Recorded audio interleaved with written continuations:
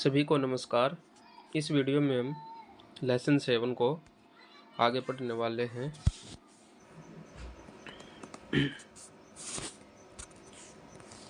ताप प्रदूषण।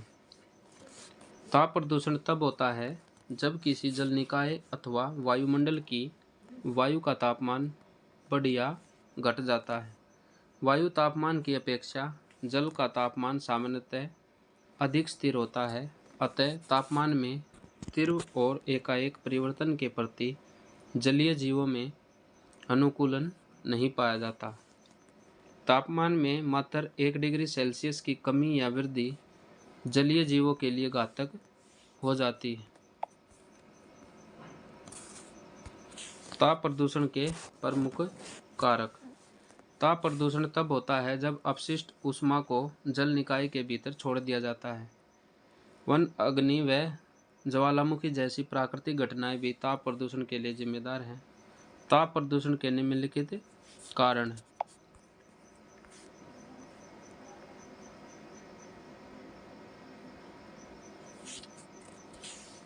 ताप प्रदूषण के कौन कौन से कारण हैं? परमाणु ऊर्जा संयंत्र, कोयला दहन, बिजली संयंत्र, औद्योगिक कचरा व अफवाह, तटीय इलाकों में वनोन्मूलन और मृदा अपरदन। ताप प्रदूषण के मानवीय कारणों में वनोन्मूलन, वाष्प जनरेटरों से गर्म जल को बाहर छोड़ा जाना, धातु परगालक संसाधन, मिलें, पेट्रोलियम शोध कारखाने, पेपर मिलें, रसायन संयंत्र आदि शीतलन हेतु जल का प्रयोग करते हैं। अंततः यह पानी गर्म हो जाता है और ऐसी औद्योगिक इकाइयों से बहिर्रिसाव के रूप में जब यह जल बाहर निकलता है तो उस जल निकाय का तापमान बदल जाता है। इस कारण जल निकाय में घुली ऑक्सीजन का सांद्रण भी घट जाता है, क्योंकि गर्म जल में ऑक्सीजन कम घुलनशील होती है। नेक्स्ट है ताप प्रदूषण के प्रभाव। प्रत्येक प्रजाति एक अनुकूलतम तापमान परास में ही जीवित रह सकती है। कुछ जीवों के लिए, जैसे कि कुछ मछलियों के लिए, यह तापमान परास बहुत कम होता है, जिससे जल के तापमान में थोड़ा भी परिवर्तन समस्याएं पैदा कर देता है। उदाहरणतः झीलों की मछलियां उस स्थान से दूर हट जाती हैं जहां का तापमान सामान्य से 1.5 डिग्री सेल्सियस से भी अधिक हो जाता है, मगर नदियों की मछलियां 3 डिग्री सेल्सियस की तापमान वृद्धि सहन कर सकती है। उष्णेतर जल में मछलियों पर संकट आ जाता है। उस स्थिति में परभक्षियों द्वारा उनका पकड़ा जाना आसान हो जाता है और तापमान परिवर्तन से जलीय निकाय के भीतर अन्य जीव स्वरूप के लिए भी दशाएं बदल जाती हैं, जिनके कारण इन जल निकायों के समस्त वायुओं में परिवर्तन आ जाता है। ताप प्रदूषण सुपोषण क्रिया को बढ़ावा देता है।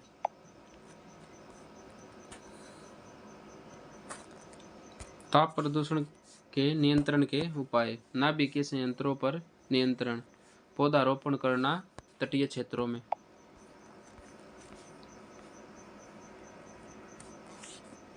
मृदा अपरदन को रोकना, इससे जल को पर्याप्त सूर्य का प्रकाश व ऑक्सीजन प्राप्त होगी। कूलिंग टावर, ये अपशिष्ट ऊर्जा को वायुमंडल में वाष्प के माध्यम से छोड़ते हैं। सह उत्पादन, इस प्रक्रिया में औद्योगिक जल अपवाह को ठंडा करके घरेलू उपयोग में लाया जा सकता है। कूलिंग, तालाब और कृत्रिम झील का निर्माण।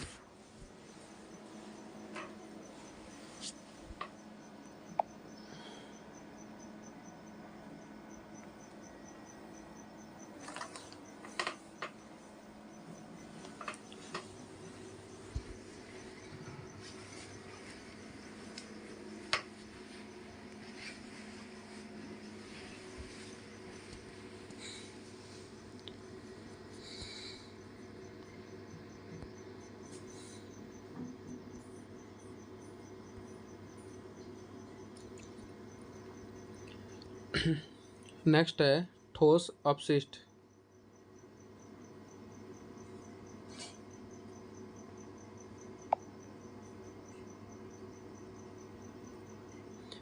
ठोस अपशिष्ट वे पदार्थ होते हैं जो उपयोग के बाद निरर्थक एवं बेकार हो जाते हैं तथा जिनका कोई आर्थिक उपयोग नहीं होता है, जैसे डिब्बे, कांच के सामान, प्लास्टिक, आवासीय कचरा आदि। ठोस अपशिष्ट पूरे विश्व में एक समस्या बनकर उभरा है। यह समस्या प्रत्येक देश में विद्यमान है क्योंकि इसके समुचित निस्तारण एवं डंपिंग की आवश्यकता होती है। ठोस अपशिष्टों का उत्पादन वास्तव में आधुनिक भौतिकवादी समाज की देन है। विकसित देशों की प्रयोग करो और फेंको संस्कृति ठोस अपशिष्ट प्रदूषण के लिए जिम्मेदार होती है। ठोस अपशिष्टों पदार्थों के प्रकार। खनन अपशिष्ट, मलबे का ढेर लग जाता है, इसे अन्यत्र डंप करना पड़ता है। औद्योगिक अपशिष्ट, खोई, चीनी मिल से जो निकलती है उसे खोई बोलते हैं। तांबा एवं एल्यूमिनियम ये उद्योग से निकलता है। रसायन उद्योग से निकला अपशिष्ट। और कृषि अपशिष्ट, कृषि उत्पाद, भूसा, फसल की जड़ें, तना, गोबर और चारा। ये औद्योगिक अपशिष्ट में खोई, तांबा, एल्यूमिनियम, रसायन उद्योग से निकला अपशिष्ट, पेट्रोलियम उद्योग का अपशिष्ट, कागज उद्योग व अन्य।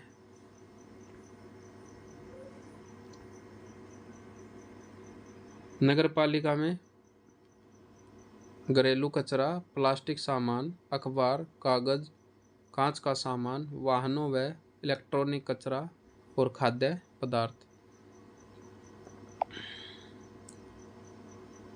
चिकित्सा अपशिष्ट में रासायनिक व जैविक अपशिष्ट, शरीर के अंग, जानवरों के मृत शरीर। और मत्स्य उद्योगों में मछली क्षेत्र का कचरा। विकसित देशों में कृषि जनित अपशिष्ट प्रमुख समस्या है, जबकि विकासशील देशों में इन सामग्रियों का अनेक रूपों में उपयोग किए जाने से इनके निस्तारण की समस्या नहीं है।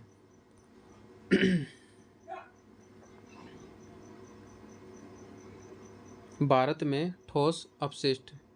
भारत के 3 लाख से अधिक जनसंख्या वाले लगभग 50 बड़े नगर प्रतिदिन 4 लाख टन से अधिक अपशिष्ट उत्पन्न करते हैं। शहरी क्षेत्रों से लगभग 1,88,500 टन प्रतिदिन उत्पन्न होता है। औसत रूप से 500 ग्राम प्रति व्यक्ति प्रतिदिन ठोस अपशिष्ट उत्पन्न होता है। भारतीय शहरों से उत्पन्न कचरे में कार्बन तथा जैविक पदार्थ, कंपोस्ट बनाने योग्य पदार्थ, राख तथा धूल, पत्थर, कोयला, भूसा, सब्जियां, कागज, कपड़े, डिब्बे, पॉलीथीन आदि शामिल होते हैं। भारत में 1947 में लगभग 6 मिलियन टन ठोस अपशिष्ट होता था, जो अब बढ़कर लगभग 68 मिलियन टन हो गया है। अभी 30% के लगभग ठोस अपशिष्ट को नगरपालिका द्वारा इकट्ठा नहीं किया जाता है। भारतीय शहरों में इसके परिवहन, लैंडफिल व निस्तारण की समस्या मौजूद है। औद्योगिक एवं चिकित्सा क्षेत्र से हानिकारक वैसीले उत्पाद उत्पन्न होते हैं। भारत में लगभग 7 मिलियन टन खतरनाक अपशिष्ट प्रत्येक वर्ष उत्पन्न होता है।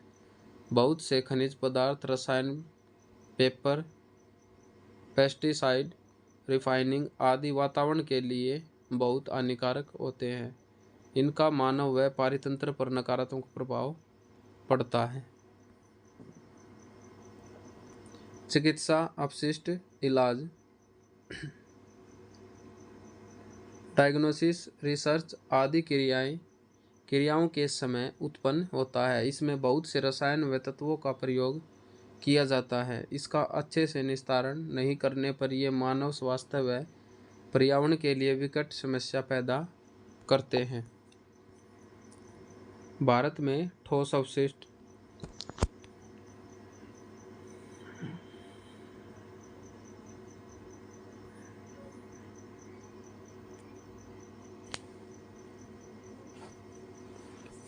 ठोस अपशिष्ट प्रबंधन नियम 2016 16 ठोस अपशिष्ट प्रबंधन नियम 2016 ने वर्ष 2000 में अधिसूचित किए गए म्यूनिसिपल ठोस अपशिष्ट नियम का स्थान लिया है। ठोस अपशिष्ट प्रबंधन नियम 2016 के अनुसार स्रोत पर ही सूखे कचरे और गीले कचरे को अलग करना होगा। सूखे कचरे और गीले कचरे को अलग करना होगा। इस नियम का प्रभाव सभी स्थानीय निकायों एवं नगरीय संकुलों पर होगा। इसके तहत प्रदूषणकर्ता को संपूर्ण अपशिष्ट को 3 प्रकारों यथा जैव निम्नीकरण, गैर जैव निम्नीकरणीय एवं घरेलू खतरनाक अपशिष्टों के रूप में वर्गीकृत कर इन्हें स्थानीय निकाय द्वारा निर्धारित अपशिष्ट संग्रहकर्ताओं को ही देना होगा।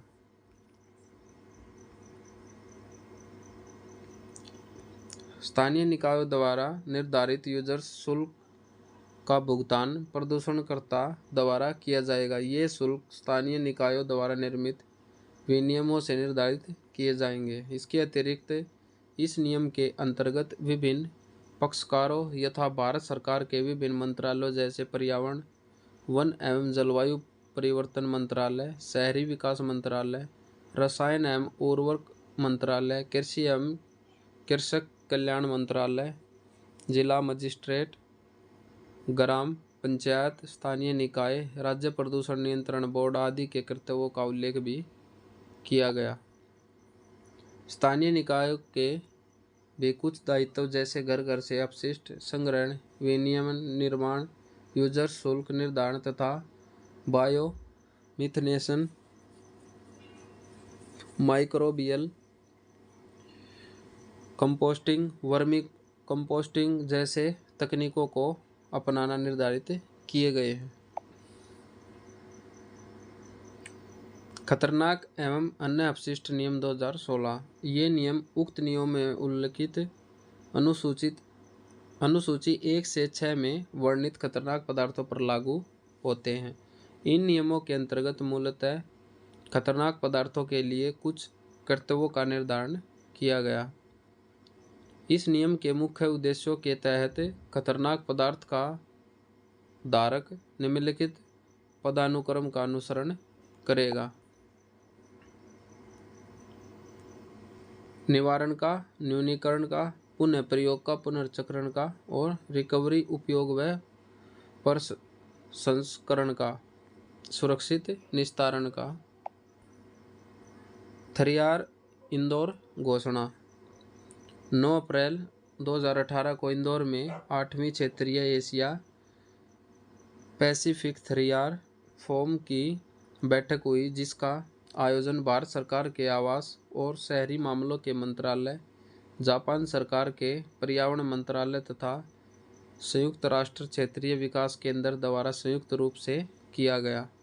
इस फोरम की बैठक के दौरान मिशन शून्य कचरे के विजन पर केंद्रित थरियार इंदौर घोषणा को अपनाया गया। इस कार्यक्रम को थीम थरियार और संसाधन क्षमता के जरिए स्वच्छ जल, स्वच्छ भूमि और स्वच्छ हवा हासिल करना एशिया प्रशांत समुदाय के लिए 21वीं सदी की दृष्टि थी।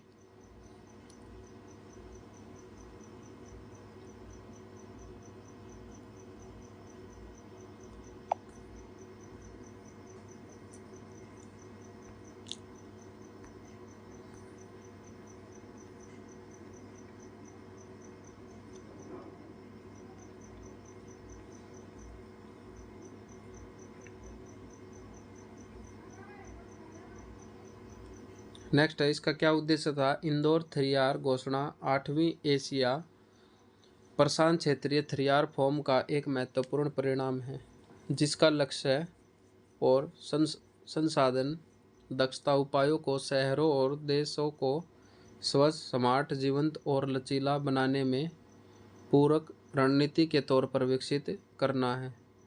घोषणा में व्यक्त प्रतिबद्धताएं सिद्धांत को बढ़ावा देने और संसाधन दक्षता तथा मिशन जीरो अपशिष्ट के लक्ष्य को साकार करने के लिए महत्वपूर्ण है।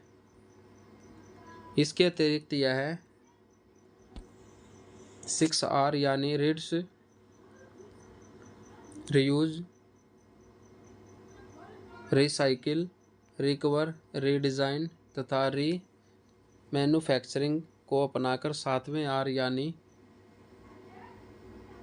रिजोएस की दिशा में प्रगति के लिए मार्गदर्शन भी करेगा। यह फॉर्म भारत के 100% ठोस कचरे के अपने महत्वाकांक्षी स्वच्छ भारत मिशन के माध्यम से वैज्ञानिक प्रबंधन पर ध्यान देने के साथ एक उपयुक्त मंच मुहैया करा रहा है। इस फॉर्म के माध्यम से भारत का लक्ष्य है अपने मिशन अपशिष्ट के माध्यम से इस अवधारणा को मजबूत करना है, जिससे शहरों, उद्योगों और अन्य विभिन्न हितधारकों को एक संसाधन के रूप में कचरे के इस्तेमाल को प्रोत्साहित किया जा सके। गौरतलब है कि 2014 में भारत सरकार ने शहरों को 100% साफ सुथरा बनाने के उद्देश्य से स्वच्छ भारत मिशन की शुरुआत की थी। ठोस अपशिष्ट के प्रभाव। मानव स्वास्थ्य पर प्रभाव। ठोस अपशिष्ट का मानव स्वास्थ्य पर बहुत बुरा प्रभाव पड़ता है। यह प्रभाव प्रत्यक्ष व अप्रत्यक्ष दोनों रूप में हो सकता है। हवा के साथ रासायनिक जहर शरीर में पहुंच जाता है। जल में ठोस अपशिष्ट पानी के बहाव को रोकता है, जिससे आसपास के क्षेत्रों में बाढ़ आने का खतरा बढ़ जाता है। जन्म के समय बच्चों के वजन की कमी, कैंसर, जन्मजात विकृति, मस्तिष्क संबंधी रोग, घबराहट व उल्टी। खतरनाक अपशिष्ट साइट के पास रहने वालों में मधुमेह की समस्या अधिक पाई जाती है। पारा, आर्सेनिक, लेड आदि तत्वों का ठोस अपशिष्ट के माध्यम से जल तंत्र में पहुंचकर मानव स्वास्थ्य को नुकसान पहुंचाना है। जानवरों एवं जलीय जीवन पर प्रभाव। ठोस अपशिष्ट के माध्यम से पारा जल में मिल जाता है। इस प्रकार दूषित जल के कारण मछलियों की मृत्यु होने लगती है। जलीय जीवों पर प्लास्टिक ट्यूब का अत्यधिक बुरा प्रभाव पड़ता है। यह उनके संकटग्रस्त होने का बड़ा कारण है। एल्गी ब्लूम की घटना, जल एवं मृदा गुणवत्ता में कमी। पर्यावरण पर प्रभाव। अपशिष्ट के कारण मीथेन गैस पैदा होती है, जो ग्रीन हाउस गैस है। लेटरिंग, प्रदूषित कचरे के कारण अवैध डंपिंग। लीचिंग, यह एक प्रक्रिया है जिसमें ठोस अपशिष्ट मिट्टी एवं भूमिगत जल में पहुंचकर उन्हें दूषित करते हैं। ठोस अपशिष्ट समस्या के कारक। तीव्र नगरीकरण, नगरीय विकास, नए नगरों का निर्माण व विकास, औद्योगिक वृद्धि और जीवन पद्धति में परिवर्तन, अनुचित जीवन स्तर, क्रय शक्ति में वृद्धि, खाने की आदतों में बदलाव, बर्बादी ज़्यादा। अपर्याप्त सरकारी नीतियाँ लागू करने के स्तर पर कमी, नियमन प्रक्रिया में एकरूपता का अभाव, व्यापक कानून एवं विनियमन का न होना, निपटान क्षेत्र में कमी। नेक्स्ट है जनसंख्या वृद्धि। तीव्र जनसंख्या वृद्धि, जनसंख्या का आंतरिक एवं बाह्य प्रवासन। सार्वजनिक उदासीनता। सार्वजनिक उदासीनता में क्या है? लोगों को ध्यान न देना, जनता द्वारा यह सोचना कि इसकी सारी जिम्मेदारी सरकार की है।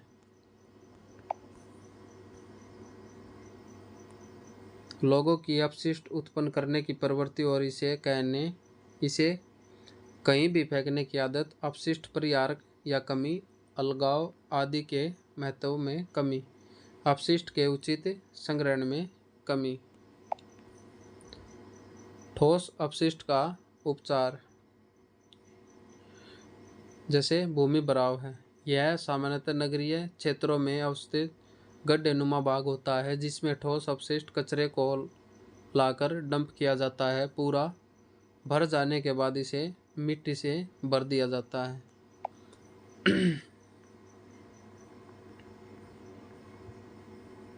इसका लाभ क्या है? यह एक सस्ता विकल्प है। स्थानीय लोगों के लिए रोजगार की उत्पत्ति करता है। अन्य निपटान तरीकों की तुलना में बहुत प्रकार के अपशिष्ट का निपटान एक साथ ही किया जाता है। इससे निकलने वाली मीथेन गैस से ऊर्जा बनाई जा सकती है। और हानि क्या है? यह क्षेत्र बहुत प्रदूषित व बदबूदार होता है। इससे स्थानीय क्षेत्र में वायु प्रदूषण होता है। इससे निकलने वाली गैस वैश्विक तापमान में योगदान देती है।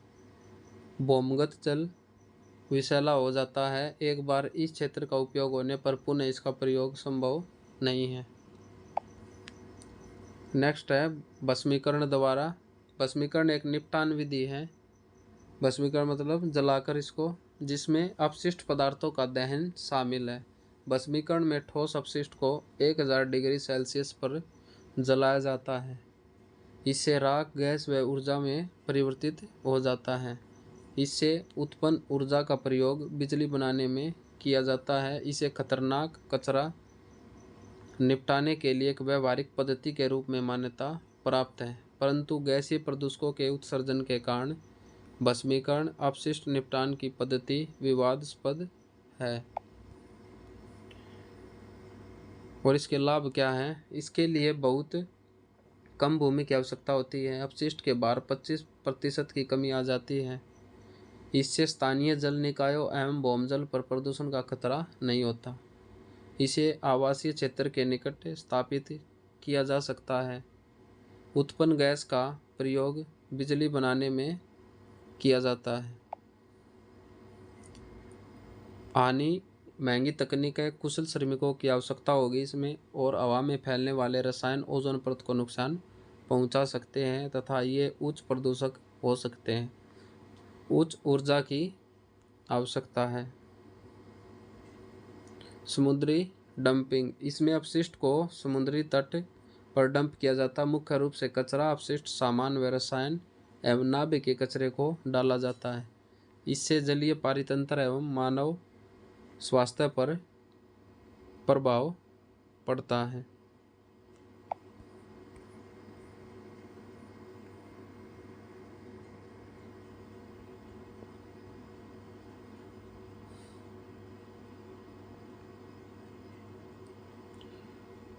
नेक्स्ट है जैविक पुनर्संस्करण। इस प्रक्रिया में पौधों, खाद्य अपशिष्टों एवं कागज उत्पादों को अपघटक के माध्यम से कार्बनिक पदार्थों में परिवर्तित किया जा सकता है। इस प्रक्रिया में अपशिष्ट को तब तक कंटेनर में रखा जाता है तब तक कि वह अपघटित न हो जाए। ताप अपघटन, इस प्रक्रिया में ऑक्सीजन की अनुपस्थिति में अथवा ऑक्सीजन की नियंत्रित मात्रा में अपशिष्ट पदार्थों का दहन किया जाता है। कार्बनिक पदार्थों के ताप अपघटन द्वारा चारकोल, टार, एसीटोन एवं ईंधन गैस आदि का उत्पादन होता है। भारत के बहुत से शहरों में इस प्रकार के संयंत्र लगे हुए हैं। खाद्य निर्माण, यह एक जैविक प्रक्रिया है जिसमें जीवाणु एवं कवक जैसे सूक्ष्म जीवों द्वारा कार्बनिक अपशिष्टों को ऑक्सीजन की उपस्थिति में ह्यूमस में रूपांतरित कर दिया जाता है।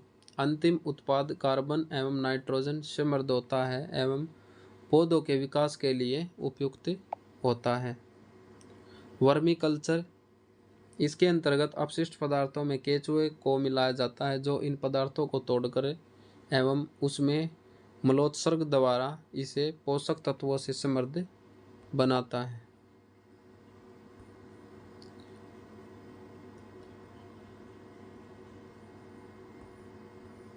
नेक्स्ट है न्यूनीकरण। मानव को अपनी आवश्यकता के अनुसार ही पदार्थ का उपयोग करना चाहिए। पुनरुपयोग, वस्तुओं को फेंकने के स्थान पर इसका पुनरुपयोग करना चाहिए। रिसाइकिल, पुनर्चक्रण, पुनर्चक्रण प्रक्रिया के माध्यम से पदार्थों को नए उत्पाद में बदलना चाहिए। इसमें पुराने उत्पादों से नए उत्पादों का निर्माण होता है। कांच, एल्यूमीनियम, कागज, प्लास्टिक उत्पादों का पुनर्चक्रण किया जा सकता है।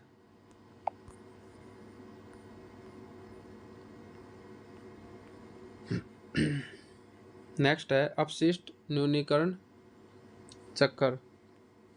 अपशिष्ट न्यूनीकरण चक्र लघु एवं मध्य उद्योगों के क्लस्टर को अपशिष्ट न्यूनीकरण में सहायता प्रदान करता है। इसे विश्व बैंक द्वारा सहायता प्रदान की जा रही है तथा पर्यावरण, वन एवं जलवायु परिवर्तन मंत्रालय इसके क्रियान्वयन के लिए नोडल मंत्रालय है।